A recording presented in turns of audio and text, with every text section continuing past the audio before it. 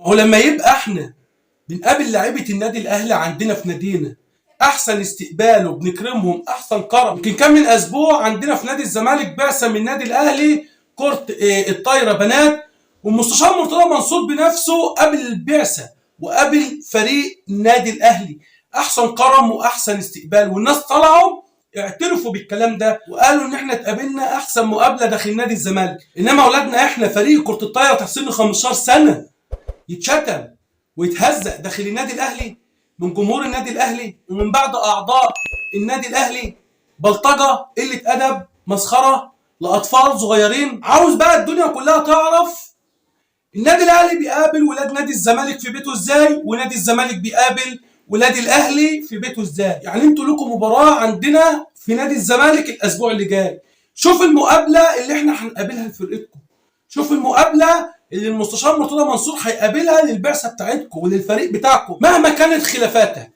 مهما كانت الخلافات ايه هي، خلافات مجالس الاداره، مجلس اداره الاهلي ومجلس اداره النادي الزمالك، جمهور الاهلي وجمهور نادي الزمالك، ولكن اللعيبه مالهاش ذنب، الاطفال دول مالهمش ذنب. ايوه اطفال، ده تحت سن ال 15 سنه.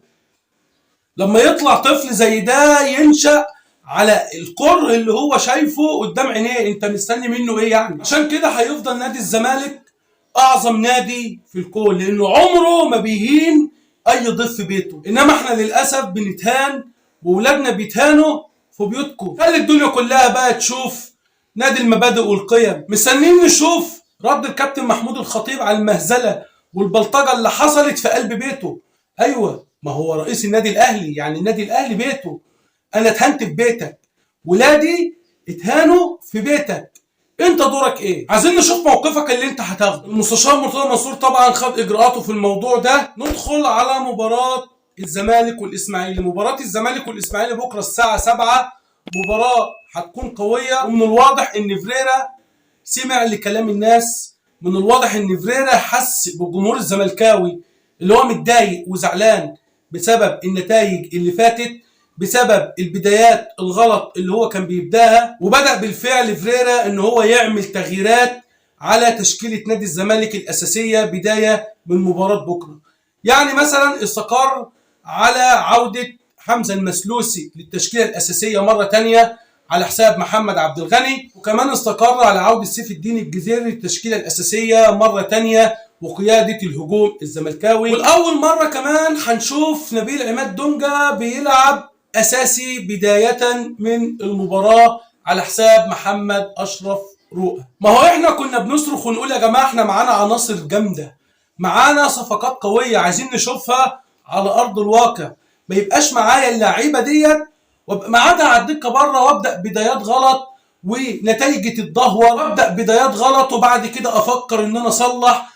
وللأسف اللعيبة اللي أنا ببقى معادها بره ديت هي اللي بتنزل تعمل لي الحلول، هي اللي بترجع لي الاوضاع تاني لطبيعتها، ولكن للاسف بيكون فات الوقت. فاللي انا شايفه كده من الواضح ان فريرة كمان هيبدا في تغيير الخطه اللي هو بيلعب بيها. يعني ممكن نشوفه بيلعب بطريقه 4-2-1-3، يعني يبدا بمحمد عواد في حراسه المرمى، بالزناري وبحسام عبد المجيد قلبي دفاع، بحمزه المسلوسي باك يمين، واحمد فتوح باك شمال.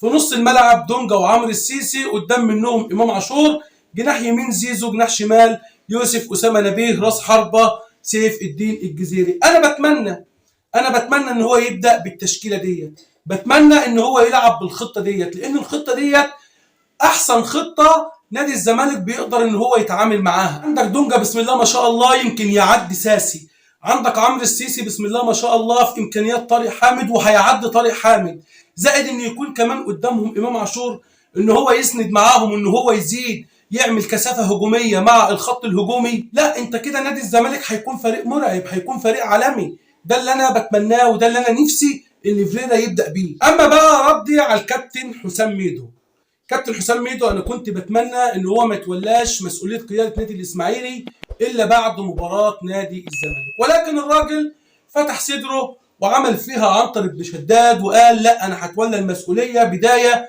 من مباراه نادي الزمالك. على عيني وعلى راسي، ولكن يا كابتن ميدو ما تفتحش صدرك، ما تفتحليش صدرك قوي وتقول تصريحات ملهاش لازمه.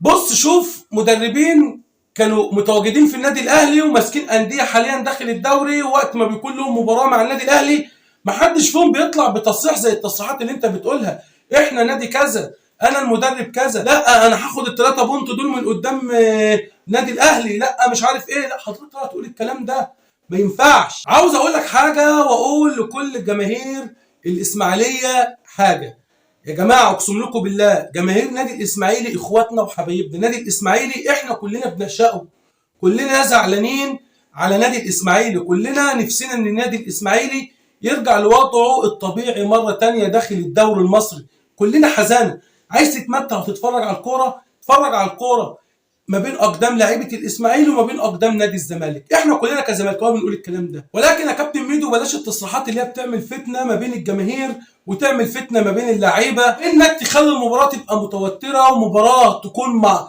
فئه عصبيه وشد زياده عن اللزوم. عموما تمنياتنا بالتوفيق لنادينا ان شاء الله في هذه المباراه وفي كل ما هو قادم، وبتمنى من كل اخواتي الزملكاويه يدعمونا بلايك للفيديو ده عشان يوصل لاكبر عدد من الزملكاويه. ولو كنت اول مره تشرفني في قناه الزملكاوي حر ومهتم باخبار نادي الزمالك، اشترك في القناه وفعل زر الجرس عشان توصلك فيديوهاتنا الفتره القادمه. عاش الزمالك حبه في قلوبنا، عاش جمهور نادي الزمالك العظيم، وشكرا لكم، سلام عليكم.